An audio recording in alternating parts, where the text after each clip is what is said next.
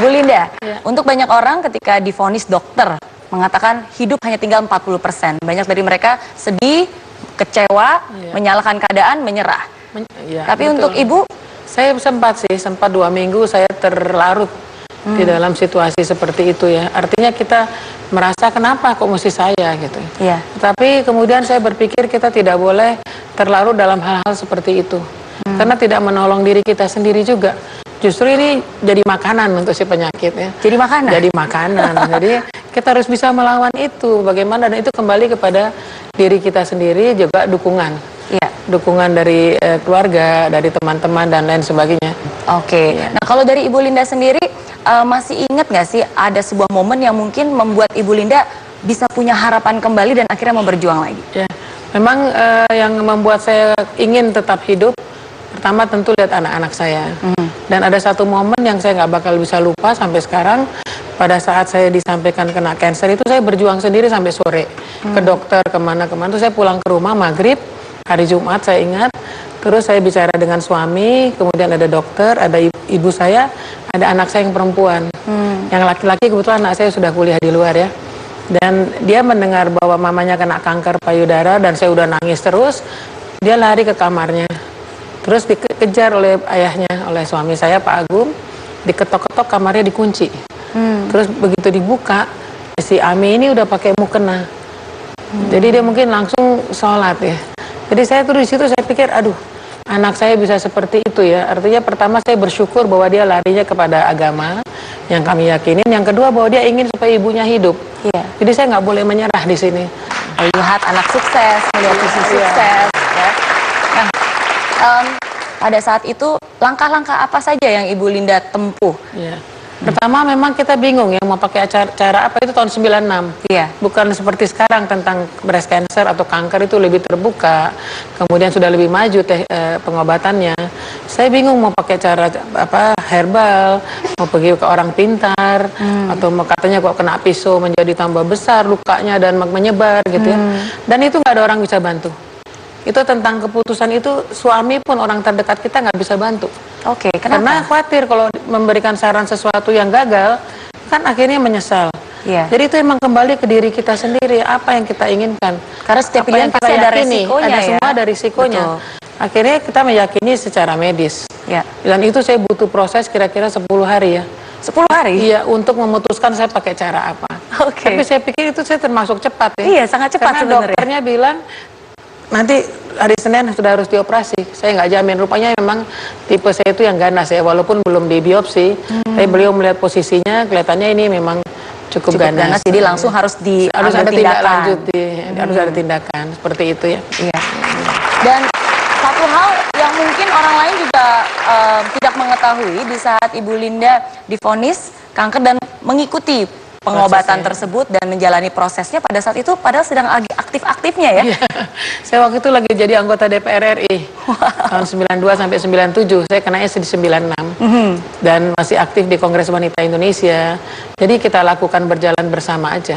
Nggak pernah merasa ya udah deh, mendingan saya selesaikan ini dulu, apalagi kan divonis hidup hanya tinggal 40%. Justru karena dibilang divonis 40%, saya ingin berbuat yang terbaik untuk orang banyak. Saya nggak mau meninggalkan arena itu. Cara pandang ya. Tapi keseimbangan yang harus kita jaga ya. Betul. Pak James. Jadi kalau kita lihat apa yang Ibu Linda sudah sampaikan bisa terwakili dari 3 lingkaran ini ya. Lingkaran paling luar adalah what? Apa yang mau saya capai? Saya mau sembuh misalnya ya. Saya mau sembuh, saya mau kembali aktif lagi. Itu adalah what-nya ya. Menuju what-nya pasti ada how-nya. Mau metode seperti apa ya? Metode medis atau melalui operasi atau melalui self healing, apa ajalah metodenya, bisa kita belajar dan sebagainya. Apa yang harus kita lakukan, bagaimana caranya mencapai apa yang kita cita-citakan ya. Namun yang mendorong itu semua, yang paling penting di pusat itu semua adalah why. Untuk apa kita mau berjuang? Untuk siapa? Dan biasanya untuk hal seperti ini bukan untuk apa, tapi lebih penting untuk siapakah kita mau berjuang. Ya, dalam hal ini Ibu Linda tadi tiba-tiba dapat inspirasi, saya harus lawan Karena lihat putri saya, lihat anak saya. Jadi kita semua yang menghadapi masalah yang beraneka ragam harus cari alasan. What's the purpose? What's the motive? Kalau kita tanya kepada diri sendiri, untuk apa dan untuk siapa? Dan tiba-tiba di benak kita dan di hati kita, untuk anak, untuk keluarga, untuk masyarakat, untuk orang lain, di sanalah muncul kekuatan. Jadi sukses itu mulai dari dalam. Ya. Bagaimana reaksi Pak Agung Gumelar ketika pertama kali mengetahui hal tersebut? Ya, kami memang kebetulan suami istri saling mendukung ya, di dalam susah maupun di dalam keadaan senang. Dan pada saat itu kita sempat, akhirnya saya pergi ke dokter yang saya ikut terima melatih. Bu Rima pergi kemana ya saya ikut dengan metode beliau. Nah, Pak Agung hanya mengatakan satu kata waktu itu, karena dokter memberikan nanti akan begini, akan begitu, akan begini prosesnya. Iya. Pak Agung cuma ngomong satu kata. Apa tuh? Selamatkan nyawa istri saya. Caranya terserah dokter. Risikonya apapun kita tanggung berdua katanya. Itu yang membuat saya satu semangat lagi. Suami saya sangat berharap saya bisa terus hidup bersama, mendampingi beliau ya. Iya.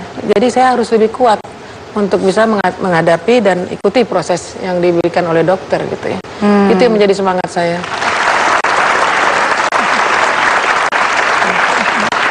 Ibu pernah nggak merasa ya sudahlah, mungkin ini sudah jalan Tuhan. Jadi ya pasrah saja dan nggak perlu melawan kemustahilan. Saya pasrah dalam artian ikhlas apapun ketentuannya. Seandainya saya harus botak, seandainya saya harus mastektomi, seandainya saya harus di radio mesti di sinar. Kepasrahan itu ada. Karena saya yakin Allah memberikan yang terbaik untuk saya. Tetapi di dalam diri saya tetap ada perjuangan. Saya harus lewati itu, saya harus mampu, dan saya harus juga ada diimbangi dengan keikhlasan. Iya. Ya, saya nggak pernah menyerah. Ya mudah-mudahan ya. Ya. Dan tentu saja pemirsa, bukan hanya Ibu Linda Gumelar yang bisa melawan kemustahilan, tapi ada juga ratusan ribu survivor yang juga sedang menonton acara ini. Dan bahkan beberapa juga hadir di studio bersama kami. Dan salah satunya adalah Ibu Santi Persada. Ya. Ibu Santi sudah hadir. Selamat malam Ibu Santi. Selamat malam. Wow, terima kasih juga sudah hadir di studio malam ini. Sama-sama. Nah, kalau tadi mendengar dari kisah Bu Linda, Ibu Santi sendiri juga punya pengalaman yang sama. Tahun 2010 Iya. didiagnos. Ya. 12 Maret 2010 saya didiagnosa stadium 3B. Jadi kanker payudara stadium 3B. Ya tentunya beberapa detik dunia berhenti berputar ya, seakan-akan waduh ini kiamat gitu. Cuman saya cepat bangkit. Yang ada di bayangan saya itu anak saya. Anak saya waktu itu umur 10 tahun, perempuan. Masih kecil ya? Masih kecil, jadi dan ibu saya setelah itu, ibu saya waktu itu umur 80 tahun. Jadi saya pikir orang dua ini nggak boleh kehilangan saya gitu. Jadi saya bangkit, terus saya tanya sama dokternya, saya harus apa? Dokternya bilang, kamu harus dibiopsi, harus dioperasi, dibuang payudaranya, harus di kemoterapi dan radiasi setelah itu. Oke dok, saya jalanin semua. Tolong kasih saya surat pengantarnya segala macam. Nah akhirnya saya jalani semua 1,5 tahun. Semua proses-prosesnya ya. Apa yang paling sulit dari semua proses itu? Yang paling sulit adalah berdamai dengan kanker itu sendiri.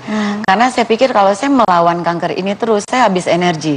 Oke. Oke, ya udah saya damai aja deh gitu. Jadi kamu maunya apa? Kalau kamu mau hidup dalam diri saya, ayo kita hidup. Kalau saya mati, kamu juga mati. Gitu. Jadi saya ajak bicara terus kankernya. Mungkin selama ini saya tidak terlalu memperhatikan diri saya, tidak terlalu memperhatikan semua bagian tubuh saya gitu. Jadi mulai saat itu saya bilang setiap hari saya berterima kasih. Terima kasih ya kaki, terima kasih tangan, terima kasih hidung, terima kasih mata sudah nemenin saya hari ini.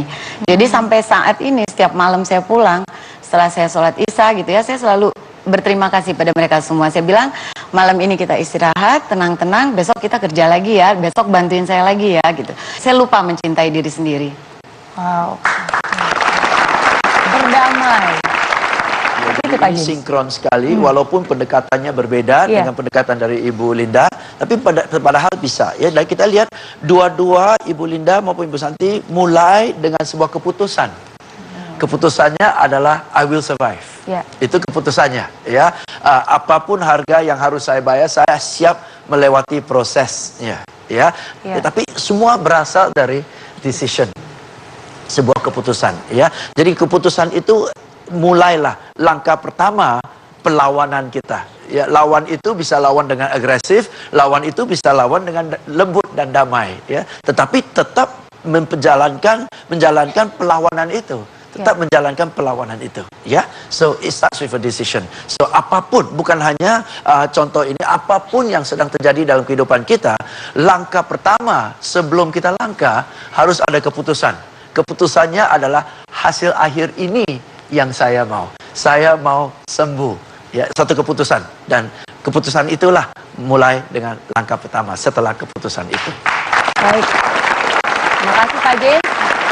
Ibu Santi sendiri, kalau ngomongin tentang penyakit kanker, ada masa-masa di mana itu bisa sembuh total. Tapi sebagai seorang survivor, seringkali kita juga harus antisipasi bahwa itu bisa aja kembali, relapse, bisa saja kembali.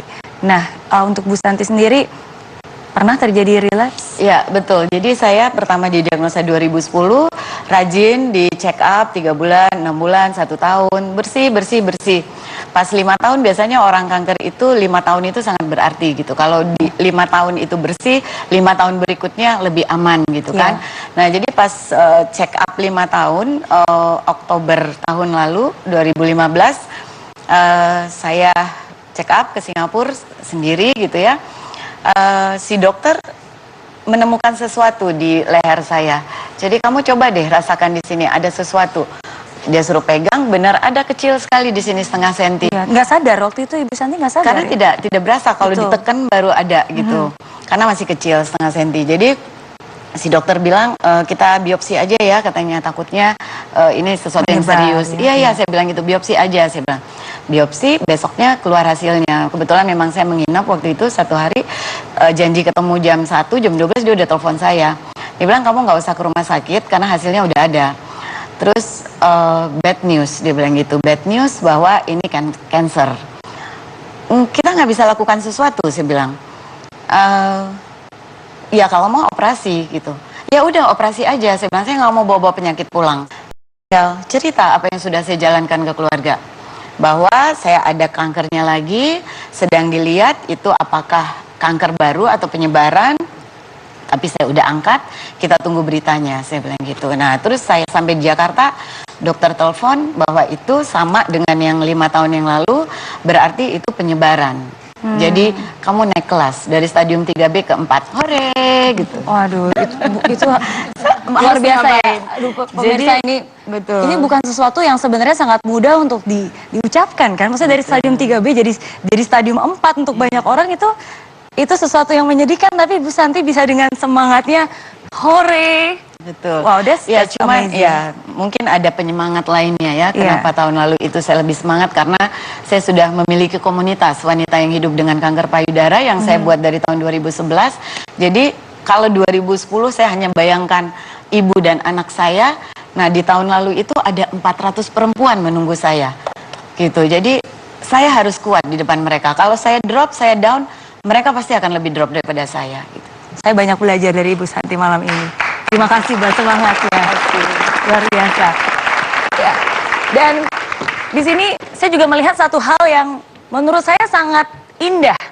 Ternyata banyak orang mensupport, dan kekuatan cinta itu sungguh luar biasa, Bu Linda. Kekuatan cinta itu sungguh luar biasa, bahkan cinta itu bukan hanya dari keluarga, tapi orang-orang sekitar kita yang care, yang juga mungkin warriors, yang juga mungkin punya masalahnya sendiri, yang punya ketakutannya sendiri, tapi mereka bisa saling mensupport, saling berbagi, dan saling menguatkan. Seperti itukah arti dari sebuah komunitas? Iya, luar biasa adanya komunitas ini, saling membangun semangat kami. Ya tadi yang mustahil menjadi tidak mustahil itu tadi. Iya. Karena memang kalau kita bersama menjadi kuat, berbagi, ini terjadi juga di komunitas yang saya punya. Ini luar biasa, tiap hari, tiap pagi kita bermain di WA itu. Dengan segala macam permasalahan. Ini teman-teman saya kebetulan hadir di sini dan di sana. Iya, ini ya, Mereka semua masih pakai dalam baju ini. rangka, Warriors masih dalam dan juga rangka, survivor. Wow. Tetap semangat. Salut dengan semangatnya. Itulah yang kami inginkan, selalu kita berbagi, walaupun saya tuh ingin seberat-berat apapun, tapi seandainya pun dipanggil oleh Yang Maha Kuasa, tapi dalam keadaan yang gembira, yang siap, dan berpikir positif. Itu yang kita ingin bangun. Jadi bukan kanker itu hanya sebuah kata lah. Jangan dianggap sebagai suatu momok yang mengerikan. Itu yang ingin kami bangun sekarang.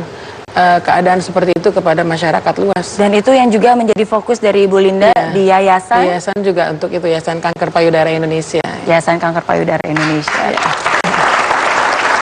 Pak James, gimana nih? Dengan ada komunitas ini saling mendukung, saling membantu, ya, mengingatkan saya satu gambar, ya. Kalau misalnya ada satu lubang besar seperti ini, ya, dan kita terjebak di dalam lubang ini, dan kita mau keluar dari lubang ini, agak sulit. Kecuali kita ada orang yang sudah di luar lubang ini, dan orang ini mau lempar tali kepada kita. Dengan demikian, lebih gampang. Ya, jadi teman-teman yang survivors, Anda adalah di sini. Anda adalah orang yang dulu berada di sini, sekarang sudah keluar. Maka giliran Anda bantu teman-teman yang sedang warrior di sini. Ya, maka peran Anda melalui proses ini amat sangat berharga untuk orang-orang yang sedang mengalami proses ini, ya. Tetapi orang yang di sini mau lempar tali, kalau dia nggak mau panjat juga percuma. Maka harus ada kerjasama, orang yang mau bantu dan orang yang mau melawan. Dengan kerjasama inilah bisa membuahkan hasil yang bagus. Baik, terima kasih Pak James. Nah, kalau tadi kita mendengar cerita dari survivor dewasa, sekarang bagaimana kalau ketidakmustahilan atau kemustahilan atau kesulitan itu hadir di sosok seorang remaja? Kita akan bahas dan tentu saja kita akan dengarkan ceritanya setelah yang satu ini. Jangan kemana-mana, I Am Possible akan kembali dari Impossible jadi I Am Possible. Saya terus-terusan berobat gitu dan harus rawat inap bahkan. Terus saya bilang sama dokter bahwa ini tubuh saya, jadi saya harus tahu apapun yang ada di tubuh saya.